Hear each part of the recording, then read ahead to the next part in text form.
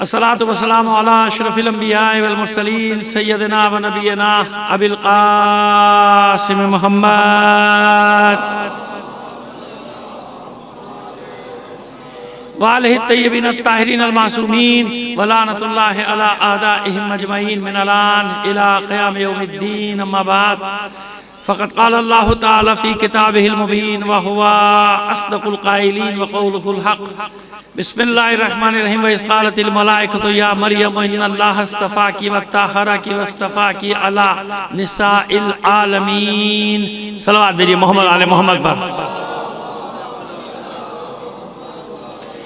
آپ سے درخواست کروں گا اپنے تمام مرحومین کے لیے بانیان مجلس کے مرحومین اور خاص طور پہ شہدائے ملت کو شامل کر کے ایک سورہ فاتحہ پڑھ کر بخش دیجئے گا۔ بسم اللہ الرحمن الرحیم۔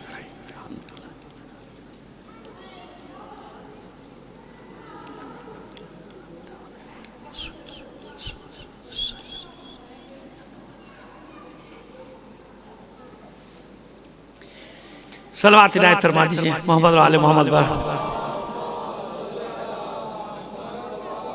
اس سے بہتر انداز میں بلند آواز سے ایک صلوات بھیج دیجئے گا۔ صلی اللہ محمد و آل محمد۔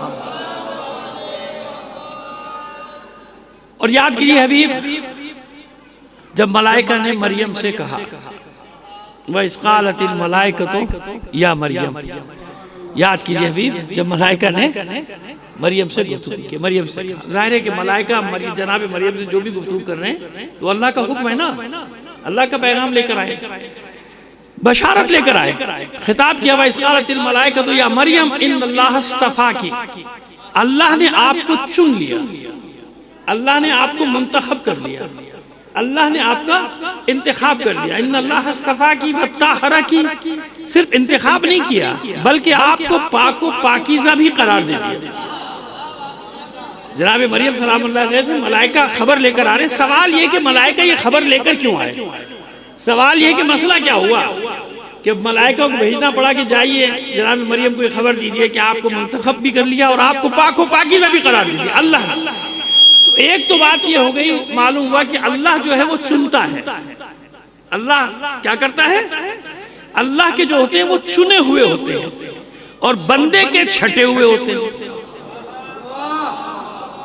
نہیں سمجھے کوئی بات نہیں، میں نے ایک جملہ کہہ دیا آپ کو کہ جو انسان بناتا ہے وہ ہیں چھٹے ہوئے اور جو اللہ انتخاب کرتا ہے وہ ہیں چنے ہوئے۔ اللہ چنتا ہے، بہترین افراد کو چنتا ہے اور انسان اپنے حساب سے چھاٹتا ہے۔ اور آپ تو ماشاءاللہ پاکستان میں عادی ہے اس بات کے کہ کیسے چھاٹا جاتا ہے۔ ابھی چھٹائی ہوئی ہے نا، ابھی ایک دو دن پہلے چھٹائی ہوئی، سب آپ کے سامنے کیسے ہوتی ہے چھٹائیاں، تو یہ سب آپ کے سامنے۔ تو اللہ نے سوال یہ کہ کیوں، مسئلہ کیا ہوا، کیوں بھیجا گیا جناب مریم کے پاس کہ جائیے مریم کو جا کے خبر دیجئے کہ اللہ نے آپ کا انتخاب بھی کر لیا، آپ کو پاک و پاکیزہ بھی قرار دیا۔ خدا کے بندو اس معاشرے میں تو جاؤ، اس زمانے میں تو جاؤ کہ ماحول ہے کیا؟ ماحول ایسا ہے کہ ایک بچی 14-15 سال کی اکیلی تنہا، میرا ساتھ دیجئے گا، ایک نتیجے تک آپ کو لے جانا چاہتا ہوں، پہنچانا چاہوں گا ایک نتیجے تک جو ذہن میں ہے میرے، اس مقام تک آپ کو پہنچانا ہے۔ سوال یہ 14, 15, 16, 17 سال کی ایک بچی، ایک بیٹی، ایک صلوات دیجئے محمد علی محمد پر، ایسے ہی ہے نا، ایک لڑکی اور پورے معاشرے میں تنہا، کوئی اس کا ساتھ دینے والا نہیں، اور اس پر معاذ اللہ تہمت کیا ہے کہ انبیاء کے خاندان سے تعلق رکھنے والی، اے اللہ کے گھر میں رہنے والی، بیت المقدس میں اجرا تھا نا جناب مریم کا۔ بھئی جناب مریم ہے کون؟ وہ مقدس خاتون ہیں کہ ان کے ماں باپ نے نظر مانی تھی کہ جو بچہ پیدا ہوگا بیت المقدس کی خدمت کے لیے وقف کر دیں گے۔ اس زمانے میں جس کی اولاد نہیں ہوتی تھی وہ منت مانتا تھا کہ جو بھی پہلا بچہ ہوگا اس کو وقف کر دیں گے بیت المقدس کی خدمت کے لیے۔ اب وہ بیٹا تو ہوا نہیں، بیٹی ہو گئی۔ اب جب بیٹی ہوئی تو حیران ماں باپ کے، کیونکہ اس سے پہلے کبھی بھی نہیں ہوا کہ اللہ کے گھر کی خدمت کے لیے کسی خاتون کو وقف کیا جاتا، زیادہ پریشان۔ تو جناب زکریہ پیغمبر نے مسئلے کو حل کیا، جناب زکریہ جو اللہ کے رسول ہیں انہوں نے مسئلے کو حل کیا کہ نہیں، جب منت مانی تھی تو منت پوری کرو، لہذا بیت المقدس ہی میں جناب مریم سلام اللہ علیہ کے لیے ایک حجرہ قائم کر دیا گیا، بنا دیا گیا، جہاں عبادت کرتی تھی اور ایسی عبادت کرتی تھی کہ ایک دن جناب زکریا پیغمبر خود جب حجرے میں داخل ہوئے، انواع و اقسام کی غذائیں رکھی ہوئی ہیں، پھل رکھے ہوئے، حیران ہو کر کہتے ہیں کہ مریم آپ باہر نہیں نکلی، کوئی اندر آیا نہیں، یہ غذائیں، یہ میوے، یہ پھل کہاں سے آئے؟ تو فوراً کہتی ہیں جناب مریم یہ سب میرے اللہ کا کرم ہے، یہ سب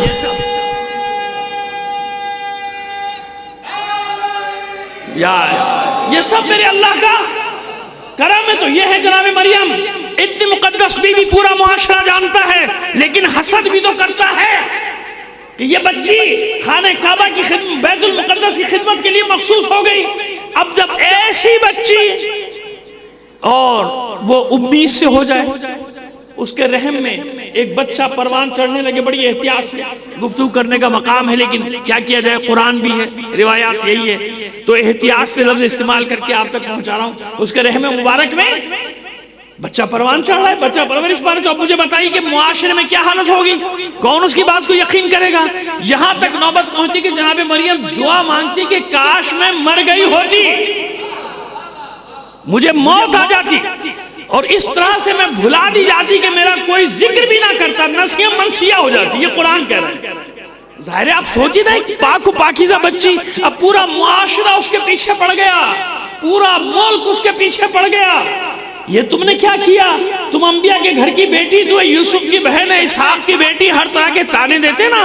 تو اب یہ بھی معلوم ہو گیا کہ انسان جو کچھ بھی کرتا ہے ذکر پورے خاندان کا آتا ہے۔ پہلے تو یہ بات طے کر لینا، بعد میں ایک بات کو آگے بڑھیں گے، طے ہو گیا نا۔ اسی لیے کہتے ہیں کہ بچوں کی تربیت سے غافل نہ کرو۔ جب یہ گھر سے باہر نکلتے ہیں نا، تمہارا تعارف کراتے ہیں، یہ جو بھی کرتے ہیں لوگ پوچھتے ہیں کس کا بچہ ہے نا؟ اچھے کام کرے گا کہیں گے بھائی واہ کیا بات ہے، کس خاندان کا بیٹا ہے، جبھی تو اتنی اچھی حرکتیں کر رہا ہے، اور ویسی الٹی حرکتیں کرے گا کس کا بیٹا بھائی؟ یعنی کام وہ کرے گا، تعارف کرائے گا خاندان کا۔ یہ ہمیشہ کا دستور رہا، لہذا فوراً لوگوں کو انگلیاں اٹھانے کا موقع ملا، یہ انبیاء کے خاندان کی بچی، یہ تم نے کیا کیا؟ اور جناب مریم کہہ رہی ہے پروردگار تو جانتا ہے کہ مجھے تو کسی نے چھوا بھی نہیں ہے، مجھے تو کسی نے چھوا نہیں ہے معبود، یہ میرے ساتھ کیا ہوا؟ پورا معاشرہ ایک طرف، سوائے جناب زکریا کے پورا معاشرہ خلاف، انگلیاں اٹھانے والے لوگ۔ آج دیکھ لیجئے نا، جب کسی کردار کشی کرنا ہو، یہ موبائل ہے نا یہ آپ کے ہاتھ میں، جس کا بیچارے کا کھانا خراب کرنا ہو، صبح اٹھے شیطانی دماغوں نے کام کیا، ایک میسج چلایا فارورڈ کرو، فارورڈ نہیں کرے گا تو مومن نہیں ہوگا، لوگ مومن کا لے شرط ہو گئے 40 کو آگے کر بھائی۔ کیوں؟ وہ کیا فتویٰ لگانے والا بیٹھا ہے کہ تم مومن ہوگا کہ نہیں ہوگا؟ پہلے تصدیق تو کر لیا کرو، پہلے تحقیق تو کر لیا کرو، کسی کی کردار کشی کرنے سے پہلے کہ کتنا بڑا گناہ کر رہے ہو۔ یہ وہی گناہ ہے جس کے مقابلے میں ہر عزت دار کی عزت بچانے کے لیے خود مشیت میدان میں آ جاتی ہے۔ سمجھ میں آئے؟ تاریخ ابھی آگے لے کر چلیں گے، بتا دوں گا، پوری تاریخ بتا دوں گا۔ یہ کردار کشی ایسا گناہ ہے، یہ اللہ کو اس قدر ناگوار ہے کہ جس عزت دار کی کردار کشی کی جائے نا، اللہ اس کے دفاع کے لیے، مشیت اس کے دفاع کے لیے میدان میں آتی۔ ایک معصوم بچی کیسے مقابلہ کرے معاشرے کی باتوں کا، کیسے طعنوں کا مقابلہ کرے؟ اس لیے اللہ نے ملائکہ کو بھیجا، جاؤ میری کنیز کو تسلی دے کر آؤ، پوری دنیا ایک طرف، تیرے اللہ کا وعدہ ایک طرف ہے۔ اللہ اکبر، یا رسول اللہ۔ یا دیکھیں بات سنیں، ایک بات بتاؤں، میں مجلس میں نعرے طلب نہیں کرتا، سب جانتے ہیں، لیکن جب نعرہ لگے نا تو معلوم ہونا چاہیے کہ ہاں نعرہ لگا، ایسی آواز جواب ایسا آنا چاہیے۔ یا اب بات ہوئی نا، پتہ تو چلے، بات ہوئی علی کا نعرہ لگا نا، اسی طرح لگاؤ جیسے علی کا نعرہ لگتا ہے۔ بلند آواز سے صلوات عنایت فرمائیے محمد آل محمد پر۔ بات واضح ہوئی؟ دیکھیے ابھی کہاں تک لے کر جاتے ہیں۔ اس لیے ملائکہ کو بھیجا گیا، ساری دنیا ایک طرف، ان کے پروپیگنڈا کرنے سے کیا ہوتا ہے؟ کرنے دے، مشیت آپ کی عصمت کی گواہ ہے، مشیت آپ کی طہارت کی گواہ۔ آج یہ جو تانے دے رہے ہیں، کل قیامت تک کے لیے بی بی مریم، پاک مریم، جس کی عصمت اور طہارت کی گواہی انجیل نہیں قرآن کی آیات بھی دیں گی، کبھی سورہ مائدہ میں، کبھی سورہ مریم میں، کبھی سورہ آل عمران میں، ہر جگہ گواہی دے گا پروردگار کے نہیں یہ وہی ہے میری کنیز جس کو میں نے اتنے بڑے امتحان میں ڈالا تھا، یہ ثابت قدم رہی میری کنیز۔ تو جس کو جتنے بڑے امتحان میں ڈالتا ہے اس کو عزت بھی اتنی ہی زیادہ دیتا ہے۔ کسی وجہ سے مطلب بیان کر رہا ہوں، آگے بڑھنے کے لیے ضروری ہے تاکہ پہلے سمجھ میں آ جائے کہ مریم کا مقام کیا ہے، اس کے بعد ہی تو معلوم ہوگا کہ مریم کو یہ سب مقام ملا ایک نسبت کی وجہ سے۔ وہ ایک نسبت کیا ہے؟ جناب عیسیٰ کی والدہ۔ جب مریم کا مقام معلوم ہو جائے کہ ایک نبی کی ماں ہونے کے سبب سے مریم کو اللہ نے یہ مقام دیا، ایک نبی کی خاطر امتحان میں پڑھنے سے مریم کو یہ مقام ملا، تو جس بی بی کو تین نسبتیں ہوں بقول اقبال کے کہ خاتم النبیین کی بیٹی ہو، مولائے کائنات کی ہمسر ہو، حسنین کی والدہ ہو، تو اس کا مقام کیا ہوگا؟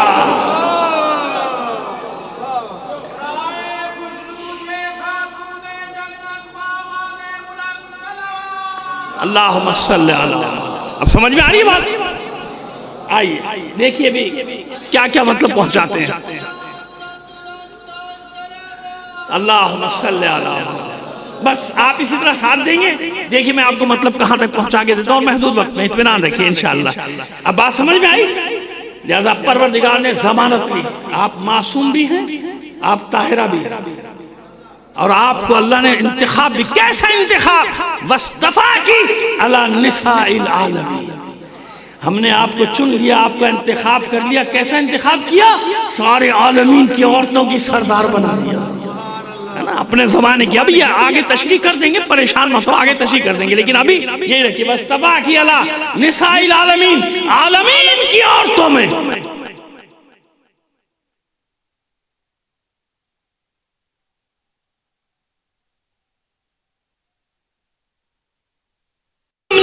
تو ہر زمانے میں یاد رکھنا، ساری دنیا دشمن ہو، ساری دنیا مخالفت کرے، ساری دنیا مقابلے پر آ جائے، ساری دنیا تمہارے مقابلے میں ہاتھوں میں ہاتھ ڈال دے، لیکن جسے اللہ نے تمہاری مدد کے لیے بھیجا ہے، جب تک وہ تمہاری پشت میں ہے، ساری دنیا مل کر تمہیں ذلیل نہیں کر سکتی۔ سمجھ میں آگے؟ یہ اللہ کے وعدوں میں سے ایک وعدہ ہے، وَلِلَّهِ الْعِزَّةُ وَلِلْمُؤْمِنِينَ وَلِرَسُولِهِ وَلِلْمُؤْمِنِينَ، اللہ کے لیے عزت، رسول کے لیے، اور کس کے لیے؟ مومنین کے۔ پریشان نہیں ہوتے، گھبراتے نہیں ہیں مصیبتوں میں، کیوں؟ اللہ کا وعدہ ہے، وعد اللہ الذین آمنوا منکم وعملوا الصالحات لیستخلفنہم فی الارض۔ اس پہ مجلس سے پڑھی بات کو آگے بڑھاتے ہیں، سمجھ میں آگی بات؟ پریشان تھوڑی ہوتے کہ ساری دنیا پروپیگنڈے کے ذرائع، ملٹی میڈیا سب ایک طرف، مومنین کی مختصر سی جماعت ان سب کا مقابلہ کرنے میں مشغول ہے کہ نہیں؟ داخلی مسائل الگ پیدا کیے گئے، ان سے بچا کریں۔ علی کے چاہنے والوں ان میں نہ پڑھو، اگر کوئی اختلاف ہو بھی جاتا ہے کوئی بات نہیں، امام آئے گا نا حل کر دے گا، یقین نہیں امام کے آنے پر ہے نا، امام آئے گا حل کر دے گا، آپس میں لڑنے کی کیا ضرورت ہے؟ اللہ کے بندو، ساری دنیا ویسے دشمن بنی ہوئی ہے، اور تم نے معجزہ نہیں دیکھا کہ جب بھی تم متحد ہوتے ہو باطل کی دم نکل جاتا ہے۔ باطل کا دم ابھی چہلم میں نہیں دیکھا کیا ہوا؟ پچھلا چہلم جو گزرا معلوم ہے نا کیا ہوا؟ پورے پاکستان سے لوگ نکلے، مومنین نکلے، مومنات نکلے، بچے مرد عورتیں بوڑھے سب نکلے، کیا ہوا نتیجہ یہ ہوا کہ کروڑوں اربوں روپیہ جو لگا کے بیٹھے تھے ہمیں لڑانے والے، انہوں نے سر پیٹ لیا کہ ہم نے اتنا خرچہ کیا، ایک حسین کے نام پہ بلایا گیا، ساری قوم اختلافات بھلا کے سڑکوں پہ نکل کے پاکستان کی سڑکوں کو بھر کے بتاتی ہے کہ تم کچھ بھی کر لو، حسین کا نام ہمیں ایک جگہ لے کر آ جا رہا ہے۔ لبیک یا حسین، لبیک لبیک لبیک۔ سمجھ آگئی بات؟ آئیے بات کو آگے بڑھا۔ یہ تو وہ چھوٹے چھوٹے پیغامات ہیں جو درمیان میں میری مجلس میں جانا ضروری ہوتے ہیں، آپ تک پہنچ گئے نا، اس لیے آئی۔ اب آئی پھر آگے، وَاسْتَفَاكِ عَلَىٰ نِسَاءِ الْعَالَمِينَ، عالمین کی عورتوں میں آپ کو انتخاب کر لیا۔ ہاں بس اتنا ضرور ہوا کہ مقدس بی بی مریم بی بی جب درد ذہ ہوا تو حکم ہوا کہ اے میری کنیز، اے مقدس مریم، یہ اللہ کا گھر ہے۔ کیا ہے یہ؟ اللہ کا گھر ہے، بیت المقدس۔ یہاں زچگی نہیں ہو سکتی، یہاں ولادت نہیں ہو سکتی، باہر چلی جائے گی، یہاں سے باہر چلی جائے گی۔ تو بیت المقدس کے مشرقی حصے میں چلی گئی۔ اب تو تعمیر ہو گیا نا، پہلے تعمیر نہیں تھا۔ ایک سوکھا سا کھجور کا درخت، معبود کوئی نشانی تو دے دے، لوگوں کو بتا سکوں کیسی درخت کو سوکھے ہوا درخت سرسبز ہو گیا، اسی کے نیچے پانی جاری ہو گیا، اسی سے خرما گرے گا آپ کی آغوش میں، آپ کی غذا بنے گا۔ معبود یہ لوگ پوچھیں گے تو میں کیا کہوں؟ لوگ کہیں گے کہاں سے آپ نے کہا خاموش، روزہ رکھ لو۔ چپ کا روزہ ہوتا تھا نا اس زمانے میں، تو حکم کیا ہوا مشیت کا؟ مریم چپ کا روزہ رکھ لیجئے، کوئی بھی پوچھے کہیے گا یہ بچہ جواب دے گا۔ خدا کے بندو قرآن کی تفسیر کر رہے ہیں نا، یہ سب ہے نا سورہ مریم میں بھی، آل عمران میں سب ایسے ہی ہے، جیسے میں پڑھ رہا ہوں بالکل ایسے ہی ہے۔ یہ بچہ جواب دے گا، یہ جو گہوارے میں بچہ ہے یہ جواب دے گا۔ قرآن بتا رہا ہے کہ اگر اللہ کا نمائندہ ہو تو یہ نہ دیکھو کہ سن و سال کیا ہے، یہ نہ دیکھو کہ شیر خار ہے یا اس کا سن کیا ہے یا اس کی عمر کیا ہے، نہیں، اللہ کے حکم سے، کیونکہ اللہ کا نمائندہ ہے، بات کرے گا، گفتگو کرے گا، اور اگر موقع آ جائے تو کلہ اشدر چیر کے بتائے گا کہ مجھے بھیجا کس نے ہے اور کہاں بھیجا ہے۔ سمجھ آ گئی بات؟ وہیں آپ کو لے کر آ رہا ہوں، اطمینان رکھیے۔ لیکن مزہ جب ہے نا جب دلیلوں کے ساتھ لے کر آئے، ایسے نہیں نا، دلیلوں کے ساتھ لے کر وہیں آئیں گے۔ رجب کا مہینہ، اطمینان رکھیے۔ ایک صلوات بھیجیے محمد آل محمد پر۔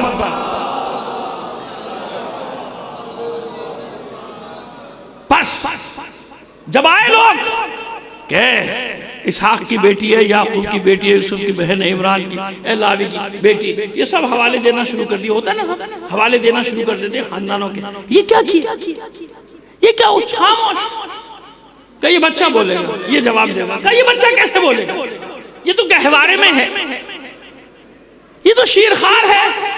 اب انہوں نے اتنا کہا تھا کہ بچے نے کہا انی عبداللہ، میں اللہ کا بندہ ہوں، آتانی الکتاب، مجھے کتاب دے کر بھیجا گیا، مجھے حکمت دے کر بھیجا گیا ہے، مجھے مردوں کو زندہ کرنے کا معجزہ دے کر بھیجا گیا ہے، مجھے مریضوں کو صحت یاب کرنے کا معجزہ دے کر بھیجا گیا ہے۔ کون اعلان کر رہا ہے؟ جناب عیسیٰ آغوش میں، گہوارے میں، شیر خارگی کے عالم میں اعلان کر رہے ہیں کہ میں اللہ کا نمائندہ ہوں، چاہے گہوارے میں رہوں، چاہے جوانی میں ہو جاؤں، جو اللہ نے مجھے معجزات دے کر بھیجے وہ پہلے اعلان کر دیا کہ مجھے اللہ نے بھیجا ہے۔ تو اب مجھے بتاؤ، یہ جناب عیسیٰ مریم کی آغوش میں آ کر اعلان کر رہے ہیں، تو جس عیسیٰ کو جب تک کلمہ نہ پڑھے محمد عربی کا رسالت مل ہی نہیں سکتی، عیسیٰ نہیں، کسی بھی نبی کو نبوت، رسالت، پیغمبری مل ہی نہیں سکتی جب تک محمد عربی کی رسالت کا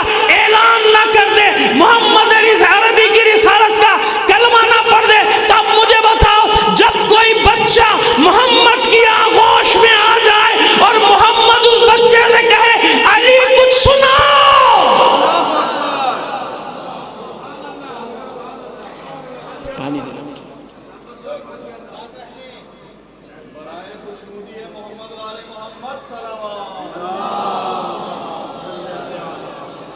وہ بچہ، اللہ کا رسول اس بچے سے کہے کچھ سناؤ، تو اب بچہ پوچھے گا نہیں کہاں سے سناؤں، کہاں سے سناؤں، توریت سے، زبور سے، انجیل سے، قرآن سے؟ تو اللہ کے رسول نے مسکرا کے کہا قرآن سے۔ اب سمجھ میں آئی بات؟ یہ مت دیکھو کہ بچے کا سن و سال کیا، یہ دیکھو کہ یہ نور کبھی وہیں پہ بھی ساتھ تھا، جبھی تو رسول نے کہا سناؤ۔ اس کا مطلب رسول بھی جانتے ہیں، علی بھی جانتے ہیں، ورنہ علی اب کیوں پوچھتے کہاں سے سناؤں؟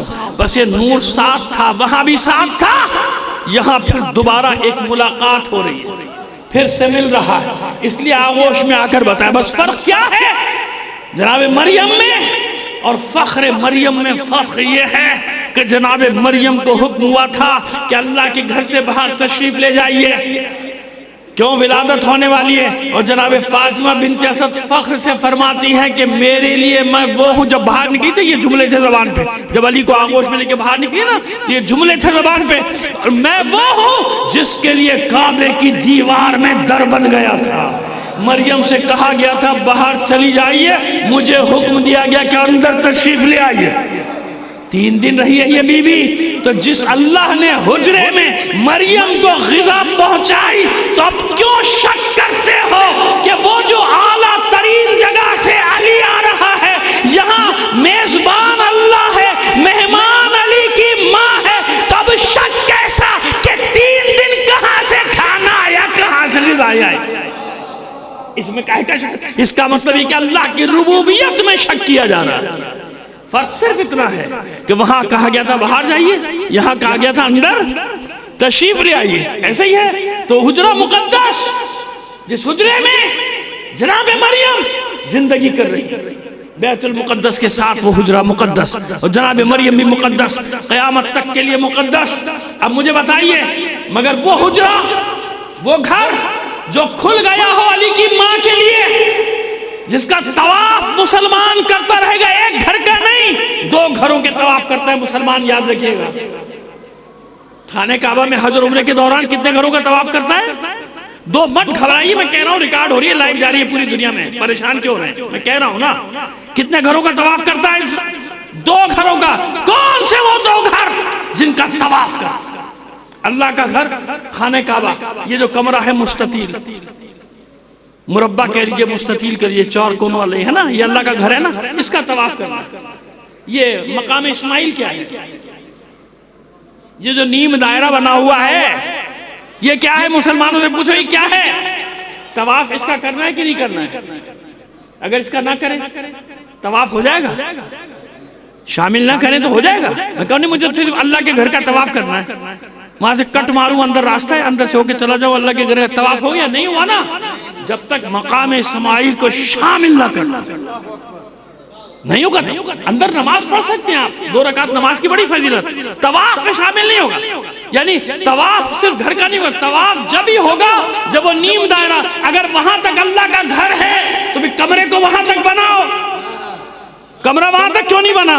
نہیں، کیا جگہ ہے یہ؟ پڑھو تاریخیں. یہ نیم دائرہ وہ جگہ ہے جہاں جناب ہاجرہ نے اپنی جھگی ڈالی تھی، اپنا گھر بنایا تھا، یہیں رہتی رہی، یہیں دفن ہو گئی. جناب اسماعیل کی قبر بھی یہاں، جناب ہاجرہ کی قبر بھی یہاں. تو اب سمجھ میں آیا اللہ کو گوارا نہیں ہوا میرے گھر کا طواف مکمل نہیں ہو سکتا جب تک میرے گھر پہ احسان کرنے والی ہاجرہ کے گھر کو طواف میں شامل نہ کر لو. بھولنے نہیں دوں گا. جس نے میرے دین پر احسان کیا ہے ان کو فراموش نہیں کرنے دوں گا. فراموش نہیں کیا جائے گا، نہ ابراہیم کو، نہ اسماعیل کو، نہ ہاجرہ کو. لہذا جب تک ہاجرہ کی جھگی کو، ہاجرہ کی قبر کو طواف میں شامل نہ کرو گے، اللہ کے گھر کا طواف نہیں ہوتا. سمجھ میں آئی بات؟ کہ یہ ہے وہ دوسرا گھر جسے طواف میں شامل کرنا ہے. مشیت کو گوارا نہیں کہ میری کنیز ہاجرہ کی قبر کو پیروں سے رونتے ہوئے جاؤ. نہیں، جیسے میرا گھر مقدس ویسے ہاجرہ کا گھر بھی مقدس. اور اسی طرح مقام ابراہیم پہ ابراہیم کے قدموں کو نماز میں آگے کر کے بتایا. کیسے آگے کر کے بتایا؟ نہیں سمجھے آپ؟ 1 منٹ دے دیجئے مجھے بس. جو حج اور عمرہ کر کے آیا سب جانتے ہیں، یہاں بھی بیٹھ کے پڑھ لیجئے معلوم ہو جائے گا. خانہ کعبہ میں بہترین نماز پڑھنے کی جگہ جانتے ہیں کون سی ہے؟ مقام ابراہیم کے پیچھے. طواف کرنے کے بعد 2 رکعت نماز طواف، چاہے حج کا طواف ہو، چاہے ویسا طواف ہو، چاہے عمرے کا طواف ہو. نماز کی بہترین جگہ کون سی ہے؟ مقام ابراہیم کے پیچھے کھڑے ہو کے جھگڑا ہو رہا تھا، میں پڑھ لوں. کہیں بھی پڑھ سکتے ہیں، لیکن زیادہ ثواب کس کا ہے؟ مقام ابراہیم کے پیچھے. تو مقام ابراہیم کے پیچھے کھڑے ہونے کا مطلب کیا ہوا؟ اب جب تو کعبے کا رخ کر کے نماز پڑھے گا تو پہلے تیرے سامنے ہے مقام ابراہیم، بعد میں کعبہ۔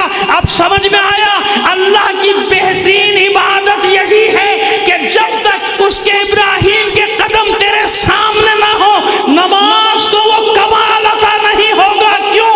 یہی وہ پتھر ہے، یہی وہ قدم ہے کہ جس پتھر پہ کھڑے ہو کر اپنے قدم جما کر میرے بندے ابراہیم نے میرے گھر کو تعمیر کیا تھا۔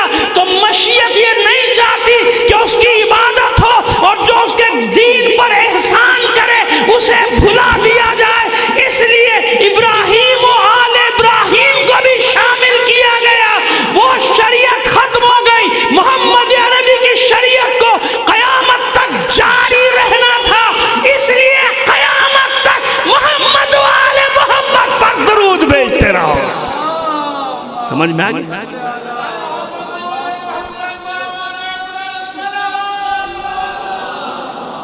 محمد و آل محمد، جیسے ابراہیم و آل ابراہیم۔ آئیے اب اس منزل تک پہنچا دوں جس منزل تک لانے کے لیے میں نے سارے آپ کو اتنی دیر تک زحمت دیے، وہاں تک لے جاؤں۔ اب سمجھ میں آ گیا کیا مقام ہے حاجرہ کے گھر کا؟ حاجرہ کے گھر کا مقام یہ کہ جب تک اسے طواف میں شامل نہ کیا جائے طواف مکمل نہیں ہوتا، طواف مکمل نہیں۔ اب آئیے ایک گھر اور، یہ تو حاجرہ کا گھر ہے نا، ایک گھر اور، ایک گھر اور جس کے دروازے پہ کھڑے ہو کر اللہ کا رسول زیارت کرتا ہے۔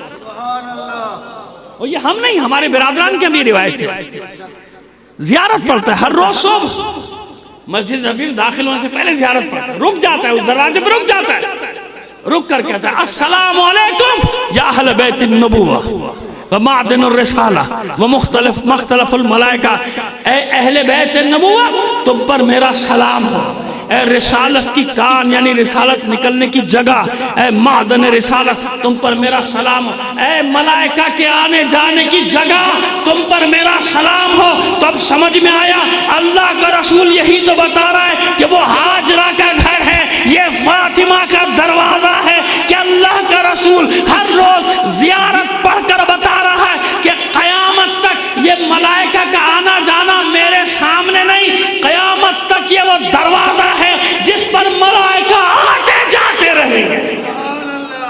آج تک یہ سلسلہ ملائکہ کے آنے جانے کا جاری رہے گا۔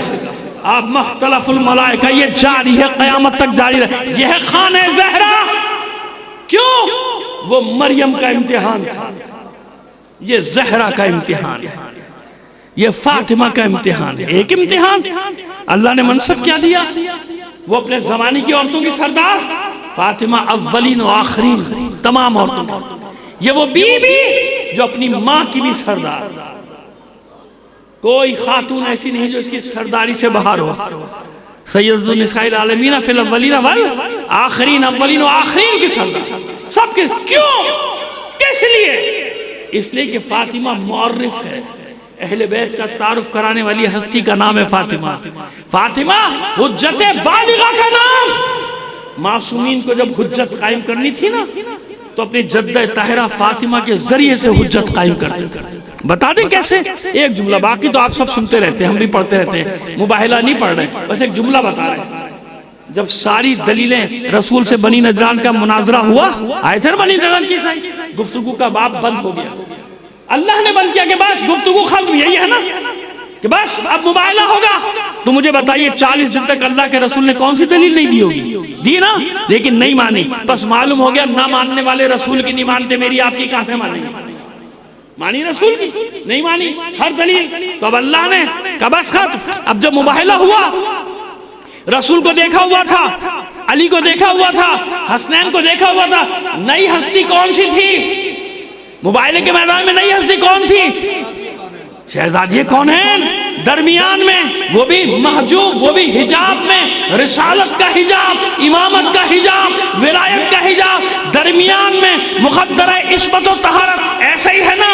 لیکن جب دیکھا تھا تو چلا اٹھا تھا عاقب کہ مباہلہ نہ کرنا، ایسے چہرے دیکھ رہا ہوں، اگر بد دعا کر دیں گے، اگر مباہلہ کرو گے، یہ وہ چہرے ہیں، اگر یہ اشارہ کریں گے پہاڑ اپنی جگہ چھوڑ دیں گے، قیامت تک قوم نصارہ تباہ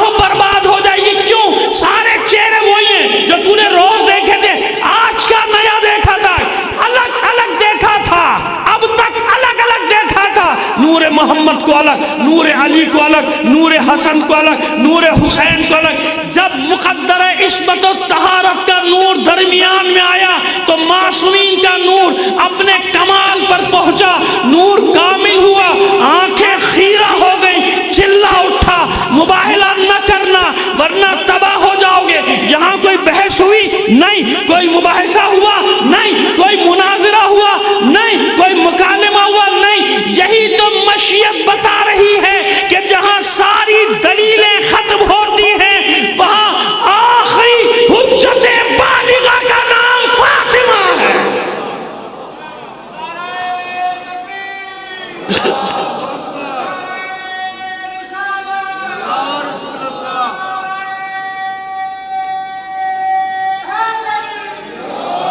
سمجھ میں آ گیا؟ اللہم صلی اللہ علیہ وسلم۔ اب بات واضح ہو گئی، حجت بالغہ، جہاں ساری حجتیں ختم ہو جائیں وہاں اللہ اپنے حبیب کو آخری حجت کے طور پہ جو دے رہا ہے کہ اب کسی بحث کی ضرورت نہیں، میں آپ کو ایسی دلیل دے رہا ہوں، میں آپ کو ایسی حجت دے رہا ہوں جس کا وجود ہی حجت بالغہ۔ ایسے تو نہیں معصوم فرما رہا، ہر امام اپنی جد طاہرہ کی تعریف کر رہا کہ نحن حجت اللہ علیکم، اے انسانوں ہم تم پر اللہ کی حجت ہے۔ ائمہ طاہرین یعنی اللہ تک پہنچنا ہے تو ہمیں دیکھو، جملہ سنیے گا معصوم کا، نحن حجت اللہ علیکم یعنی ہم گروہ ائمہ، ہم ائمہ طاہرین تم پر حجت، وہ کہیں ہیں نحن حجت اللہ علی الناس، ان انسانوں پر اللہ کی طرف سے حجت ہیں، یعنی ہمیں دیکھنے کے بعد بھی کوئی اللہ کو نہیں مانتا تو تباہ و برباد ہو گیا، ہم حجت ہیں۔ اور ہماری یعنی اللہ کو ثابت کرنے کے لیے، اللہ کی توحید کے لیے، اللہ کی دلیل کے لیے ہم کافی ہیں کہ نہیں؟ ہے نا؟ ارے بھائی سیدھی سی بات ہے، علی کون ہے؟ خدا کے بندو سب سے بڑی حجت ہے کہ نہیں؟ علی کے سجدوں ہی نے تو بتایا کہ کوئی خدا ہے، اس سے بڑی حجت اور کیا ہوگی؟ علی سجدہ نہ کرتے تو پھر وہ والی بات صحیح ہو جاتی نا، گمراہوں والی صحیح ہوتی، لیکن نہیں، علی کے سجدوں نے بتایا یہ حجت ہے۔ علی حجت ہے کہ اگر سجدہ کر رہا ہے تو کوئی ہے جس نے علی کے نور کو خلق کیا ہے، کوئی ہے جس نے علی کو تمہارا مولا بنا کر بھیجا ہے، کوئی ہے جس نے علی کو تمہارا سید و سردار بنایا ہے۔ سمجھ میں آگے؟ یہ مطلب ہے اس کا، نحن حجت اللہ علیکم نحن حجت اللہ علی الناس، ہم تم لوگوں پر، ہم تم انسانوں پر اللہ کی طرف سے حجت ہیں، اور ہمارے لیے، ہماری سچائی کے لیے کیا کافی ہے؟ وَفَاطِمَةُ حُجَّةُ عَلَيْنَا، ہماری سچائی سمجھنا ہو تو اتنا سمجھ لو کہ فاطمہ ہم پر بھی حجت ہے۔ یہ ہے وہ مباہلے کی دلیل، یہ ہے وہ مباہلے کی دلیل، سمجھ میں آگئی؟ وَفَاطِمَةُ حُجَّةُ عَلَيْنَا، یعنی اشارہ اسی طرف ہے کہ جب اللہ کے رسول کے پاس ساری دلیلیں جو دینا تھی دے دی، میں یہ نہیں کہتا اللہ کے رسول کے بعد دلیلیں ختم ہو گئی، اتنی دلیلیں دی کہ اللہ نے کہا بس اب گفتگو ختم، تو اللہ کے رسول نے جو آخری حجت پیش کیا، کیا پیش کی؟ کوئی آیت پیش نہیں کی، کوئی مکالمہ نہیں، کوئی مناظرہ نہیں، بلکہ اپنی بیٹی کو بس ساتھ لائے تھے۔ حجت بالغہ کے طور پہ فاطمہ درمیان میں آئی اور بس یہ حجت قائم ہو گئی، فاطمہ تو حجت علینا۔ بظاہر کیا ہوا؟ آخری بات بظاہر یہ ہوا کہ معصوم کونین کو اپنے حصار میں لیا ہوا تھا، کس نے؟ رسالت، ولایت، امامت، ایسے ہی ہے نا؟ حجاب میں ہے، حجاب ظاہری بھی ہے، حجاب باطنی بھی ہے، دونوں حجاب قائم ہے مباہلے میں، دونوں حجاب۔ ایک طرف سے سب نے اپنے حصار میں لیا ہوا، ایک طرف مانوی اور باطنی حصار، رسالت کا، ولایت کا، امامت کا، یہ حصار بھی ساتھ ساتھ چلتا ہے نا ایسا؟ لیکن نہیں، ایک مطلب اور بھی ہے، یہ بھی تحفہ لیتے جائیے۔ ایک مطلب اور ہے، قرآن میں انما کا کلمہ ہے نا، ہمارے پرانے علماء بڑی تفسیریں کر کے گئے انما کی، سرکار نعیم الملت نے بھی 80-81 میں پڑھا تھا کبھی بچپن میں، انہیں بھی ہے۔ اس کا سیدھا سا تعارف یہ ہے انما کا کہ انما کلمہ حصر ہے۔ کیا مطلب کلمہ حصر ہے؟ جس آیت پہ بیٹھ جاتا ہے تالا لگا دیتا ہے، بقول ہمارے علماء نے جو تفسیر کیا، اور ہے بھی یہی معنی۔ تالا لگانے کا مطلب کیا ہے؟ کسی کوٹری میں سامان رکھ کے باہر سے تالا لگا دیتے ہیں، نہ باہر سے اندر کی چیز باہر آ سکتی ہے، نہ باہر کی چیز ایسی ہے نا یہ کلمہ انما ولیکم اللہ ختم تالا لگ گیا. اللہ ولی ہے، رسول ولی ہے اور وہ ولی ہے. اب جو غیر ان کے غیر ہے وہ اس میں داخل نہیں ہوگا، جو اس کے اندر ہے وہ باہر. انما یرید اللہ لیذھب عنکم، انما آ گیا نا. جو اہل بیت عصمت و طہارت سے کبھی باہر نہیں نکل سکتے، نہ یہاں نہ وہاں. اور جو دوسرا ہے غیر اہل بیت وہ اندر داخل. یہ ہے کلمہ حصر. یہ میں نے صرف تشریح کی، پرانے علماء کو اس کو سامنے رکھتے ہوئے تفسیر کو سامنے رکھتے ہوئے، میرے سامنے ہے ساری تفسیریں. تو یہ آپ کو پیش کر دیا. بس جیسے انما قرآن میں آیات کے گرد حصار بنتا ہے، حفاظت کرتا ہے انما. جس آیت پہ داخل پورے قرآن میں دیکھ لیجئے گا جہاں بھی انما ہے حصار بن گیا. کلمہ حصر کہتے ہی اس کو کلمہ حصر ہے، محفوظ کر دیتا ہے آیت کے اندر والے حکم کو. بالکل ایسے ہی بظاہر فاطمہ کے گرد حصار ہے، باطن میں فاطمہ وہ کلمہ حصر ہے جو رسالت کا بھی دفاع کر رہی ہے، ولایت کا بھی دفاع کر رہی ہے، امامت کا بھی دفاع کر رہی ہے. کیسے دفاع کر رہی ہے؟ فاطمہ تو ابوہا و بالہا و بنوہا. فاطمہ کے ذریعے سے تعارف ہوگا تو حصار بنے گا. فاطمہ کے علاوہ کسی سے بھی تعارف کرایا جائے گا غیر معصوم داخل ہو جائے گا. غیر معصوم. اللہ یا رسول اللہ. دونوں ہاتھ بلند کر کے پوری طاقت کے ساتھ نعرہ حیدری. سمجھ میں آگئی بات؟ فاطمہ سے ہٹ کے کسی سے بھی تعارف کرا دو غیر داخل ہو جائے گا. یہ ہے وہ کلمہ حصر، یہ ہے وہ معصومین کے درمیان کلمہ حصر. اس لیے اللہ نے نور فاطمہ کو خلق کیا تاکہ رسالت، امامت اور ولایت کے گرد حصار بنا دیا جائے کہ فاطمہ سے تعارف ہوگا تو بات بنے گی، رسول سے تعارف ہوگا لوگ دوسرے کو داخل کر دیں گے، علی سے تعارف ہوگا لوگ دوسرے کو داخل کر دیں گے. حسنین سے تفصیل میں جانے کا وقت نہیں، آپ اور علماء سے بھی سن سکتے ہیں اس پہ تفصیل سے بات. حسنین سے تعارف ہوگا دوسرا داخل، لیکن فاطمہ کے ذریعے ہم فاطمہ تو ابوہا و بالہا و بنوہا. یہ فاطمہ اور اس کا بابا سوائے محمد کے کوئی نہیں. وَبَعْلُهَا وَبَنُوهَا، بعلوہا سوائے علی کے کوئی فاطمہ کا ہمسر نہیں. وَبَنُوهَا سوائے حسنین کے کوئی فاطمہ کا بیٹا نہیں. سمجھ میں آگئی بات؟ یہ ہے وہ کلمہ حصر جسے لے کر آئے مباہلے میں اللہ کے رسول حجت بالغہ کے طور پہ کہ جہاں ساری دلیلیں ختم ہوں وہاں سب سے بڑی حجت کا نام ہے فاطمہ. اسی لیے ہر امام نے ختم کیا، میں نے بیان کیا، ہر امام نے اپنی جدہ طاہرہ کے منصب کا دفاع کیا. اگر معصومہ نے کسی کے لیے ننگ و عار بنا دیا کسی چیز کو، کسی باغ کو، تو کسی معصوم نے واپس نہیں لیا. لوگ سوال کرتے ہیں جب چھین لیا گیا تھا تو علی کی حکومت آئی تھی، علی واپس لے لیتے. کیا بچوں والی باتیں کرتے ہو؟ تم نے پڑھا نہیں خطبہ بی بی کا؟ پڑھا نہیں خطبے کے آخر میں کیا کہا ہے کہ لے جاؤ یہ فدق اور یہ اس کی سواری، یہ اس کی مہار، جاؤ مگر خیال رکھنا زخمی ہے، مجروح ہے. اس پہ ننگ و عار کا داغ لگ گیا، اس پہ ننگ و عار کا داغ لگ گیا. یعنی قیامت تک یہ ننگ و عار اس سے ہٹے گا نہیں، ننگ و عار اس کے ساتھ ساتھ رہے گا. تو اب مجھے بتائیے جس چیز کو فاطمہ نے ننگ و عار بنایا علی واپس کیسے لیں؟ نہیں، کسی امام نے واپس نہیں لیا. عمر ابن عبدالعزیز نے واپس کرنے کی کوشش کی، اماموں نے واپس نہیں لیا. زبردستی چوتھے امام کی اولاد کو دیا گیا واپس، دوسرے بیٹوں کو. عباس الصفاح نے واپس کیا، اماموں نے واپس نہیں لیا. عباس کے بعد پھر واپس چھینا منصور دوانیقی نے. منصور دوانیقی کے بعد اس کے بیٹے مہدی نے پھر واپس کرنا چاہا، نہیں واپس لیا کسی امام نے. ہارون کا زمانہ آیا، بلایا امام موسیٰ کاظم کو، باب الحوائج کو بلایا. باب الحوائج کو بلانے کے بعد کہتا ہے کہ کیونکہ مصیبت ہو گئی تھی نا، فدق ایک بال بن گیا تھا. ایک خلیفہ لیتا تھا دوسرا واپس کرتا تھا، ایک چھینتا تھا واپس کرتا. پوری تاریخ پڑھ لیں، کبھی پڑھی بھی ہم نے، اس پہ ایبٹ روڈ میں پڑھا ہے پورا خمسہ. اسی کے قصہ سے گیا قصہ سے آیا. اب کہ آپ بتائیے مصیبت بن گیا تھا فدق ان کی، کہ بھائی یہ واپس کرو، جھگڑا ختم کرو.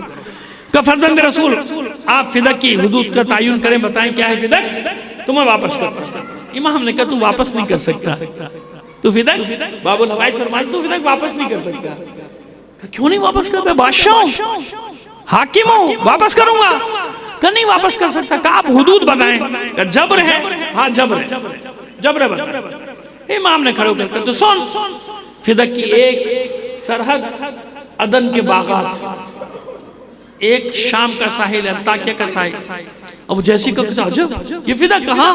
یہ فدق کہ بر خزر یہ ساحل ایک سرحد، پوری اسلامی سرحدیں بتا دی امام نے، یہ فدق ہے، دے سکتا ہے تو دے دے۔ تو پھر کہتا ہے طنز میں کہتا ہے کہ اس کا مطلب یہ ہوا کہ تو خلافت آپ ہی کی، آپ یہاں بیٹھ جائیے، میں اتر جاؤں۔ طنز کیا، لیکن بات تو صحیح تھی نا۔ امام نے مسکرا کے کہا میں نے پہلے ہی کہا تھا کہ فدق کی حدیں بتا دی تو واپس نہیں دے سکتا۔ یعنی کیا بتایا، سمجھ میں آئی؟ امام نے یہ سمجھایا کہ میری جدہ طاہرہ نے کسی باغ کا مقدمہ نہیں لڑا تھا، علی کے حق کا مقدمہ لڑا تھا۔ سمجھ میں آگئی بات؟ یہ تاریخ ہے، بڑی احتیاط سے میں کہہ گیا ساری باتیں، سمجھ میں آگئی بات؟ لہٰذا علی کے حق کا مقدمہ لڑا تھا۔ تو کیا واپس کرے گا فدق؟ اور میں لے لوں گا واپس؟ میری ماں نے ننگو اور میری جدہ نے ننگو آر بنایا، واپس کیسے لوں گا اسے؟ لہذا کسی نے واپس نہیں لیا، واپس آ گئے۔ امام واپس آ، جہاں جہاں جس امام کو موقع ملا فخر سے اپنا تعارف کراتا تھا، اس کی ماں کا نام بھی بتاتے تھے امام کے، تیری ماں، تیری دادی، تیری پردادی یہ، اور میری ماں فاطمہ، میری دادی خدیجہ۔ لیا ان کے مقابلے پہ کوئی ہے تو؟ ہر امام نے تعارف کرنی، فاطمہ کو تعارف کا ذریعہ بنایا۔ یہی ہارون رشید جب مدینے آیا ہے، حج کے بعد واپس ہوا تو اس نے دیکھا کہ موسیٰ ابن جعفر باب الحوائج کھڑے ہیں اور السلام علیکم یا ابی، رسول کو کیا یا رسول اللہ یا ابی، جب بابا کہا تو ایک دم اس کو غصہ آ گیا کہ یہ آپ کس بات کا فخر کرتے ہیں؟ ہم ایک ہی خاندان کے، جو رشتہ آپ کا ہے رسول خدا سے وہ میرا بھی ہے، ہم سب بنی ہاشم ہیں۔ کہ اچھا یہ بتا، اگر آج رسول اللہ آ جائے تو اسے تیری بیٹی کا رشتہ مانگے، دے گا نہیں دے گا؟ کہ کیوں نہیں دوں گا، فخر ہے میرے لیے کہ میں اپنی بیٹی رسول اللہ کی عبد کا، بس یہی تو فرق ہے کہ تجھ سے تیری بیٹی کا حق مانگ سکتے ہیں، مجھ سے میری بیٹی کا نہیں، کیونکہ میری بیٹی رسول اللہ کی بیٹی کے حکم میں ہے۔ یہ فرق ہے تیرا اور میرا، کہ میرے بچے، میری بچیاں محرم ہے رسول کی، تیری بچیاں محرم نہیں ہے رسول کی، تو چچا داد۔ یہ فرق ہے ہم میں اور تم میں۔ یہ ساری دشمنیاں بڑھیں گی نہیں بڑھیں گی؟ بڑھتی گئی نا، پکتا چلا پکتا چلا۔ 4 زندان تبدیل ہوئے۔ میں پوری شہادت نہیں پڑھوں گا باب الحوائج کی، مجھے معلوم بعد میں شبیہ تابوت برآمد ہوگی، لیکن یہ بھی انصاف نہیں ہوتا نا کہ جس معصوم کی مجلس سے اس کا ذرا سے بھی ذکر نہ کروں، تو وہ مجھے ذرا سے سہارا لینے دیجئے مصائب کے لیے۔ 4 زندان۔ پہلے اس کے چچا سلیمان یا علی بن سلیمان کے زندان میں رکھا، اس نے کہا بھائی یہ لے جاؤ، میں یہ گناہ اپنے سر نہیں لینا چاہتا، پہلے بہت گناہ، اہل بیت کے قتل کا گناہ میں نہیں لوں گا اپنے سر۔ فضل ابن ربی، اس نے بھی ہاتھ جوڑ لیے چند مہینوں کے بعد کہ یہ سوائے عبادت کے میں کسی عالم میں اس کو نہیں دیکھتا، لے جاؤ۔ پھر اس کے بعد فضل ابن یحییٰ برمکی کے زندان میں، اس نے بھی کچھ عرصے کے بعد کہا مجھے معاف کر دے خلیفہ، اسے قتل کا بھی حکم دکھا کہ یہ گناہ مجھ سے نہ کرا، باقی جو تو نے کیا میں نے کر دیا، یہ گناہ نہ کرا۔ کیونکہ عبادت دیکھتے تھے نا جب باب الحوائج کی عبادت دیکھ کے ان کا دل لرز جاتا تھا کہ ایسا متقی شخص، ایسا عبادت گزار شخص۔ اور اسی قید کا واقعہ ہے، اس نے شیعہ کو بلایا، ایسا تقیہ کا زمانہ تھا وہ کہ کوئی امام کا نام نہیں لیتا تھا، شیعہ نام نہیں لے سکتا تھا، مختلف القابات سے پکارا کرتے تھے، خفیہ نام رکھا، بلایا جس کو جانتا تھا کہ شیعہ ہے، کہ اپنے امام سے ملے گا، کہا کون سا امام، کیسا امام، میں نہیں جانتا کسی امام۔ امام نے کہا تھا نا تقیہ میں رہنا، کہ نہیں چھپا مت، میں تجھے کچھ نہیں کہنے والا۔ مل لے کہا میرا کوئی امام نہیں، لیکن پھر بھی تو کہتا تو دیکھ لو کہ اس روشن دان میں سے جھانک، زیر زمین ہے، تہ خانے میں ہے اور اوپر روشن دان ہے، دیکھ کیا نظر آتا ہے کچھ؟ دیکھا اس نے کہا ایک چادر پڑی ہے سفید، اور تو کچھ نہیں نظر رکھا، غور سے دیکھ، غور سے اس چادر میں حرکت ہونا شروع، چیخیں مارنے، یعنی معصوم اتنے کمزور ہو چکے تھے اس زندان میں کہ غور سے دیکھنے پہ معلوم ہوتا تھا کہ چادر کے نیچے کوئی جسد اثر ہے، کوئی جسد اثر ہے، چیخیں مارنے۔ فضل کہتا ہے میں کیا کروں، خلیفہ کا حکم ہے، میرا دل نہیں مانتا اور میں جانتا ہوں کتنا بڑا گناہ کرتا۔ جب اسے حکم آیا تو اس نے کہا مجھے معاف کر دے، مجھے جو کام لینا ہے لے لے، میں اس شخص کو زہر نہیں دے سکتا۔ نتیجے کے طور پہ سندی ابن شاہک ملعون اپنے زمانے کا شمر اپنے زمانے کا خولی، اس کے زندان، جو خاص غلام تھا اس کے زندان، اس کا وہ زندان تھا جہاں امام سیدھی قامت سے کھڑا نہیں ہو سکتا تھا، جہاں امام پوری قامت سے دراز نہیں کھینچ سکتا تھا، رکوع کی حالت میں رہنا پڑتا تھا، اور جب دراز کھینچتے تھے تو اپنے زانوں کو سمیٹ لیتے تھے، کیونکہ پوری قامت سے آپ لیٹ نہیں سکتے، دراز نہیں کھینچ سکتے۔ اس کے بعد پھر حکمہ کے پاس اب کام ختم کرو، زہر دیا گیا۔ اچھا، اتنے سخت زندان کے باوجود معصوم کو زنجیروں سے جکڑا ہو۔ بس میں اب گریز کرتا ہوں، آپ کو کہیں اور لے جانا چاہتا ہوں، لیکن ایک جملہ مجھے کہنے دیجئے، جانتے ہیں کیسی زنجیریں؟ آپ کی شہادت کے بعد یہ زنجیریں جسم سے جدا نہیں ہو سکتی۔ کیوں؟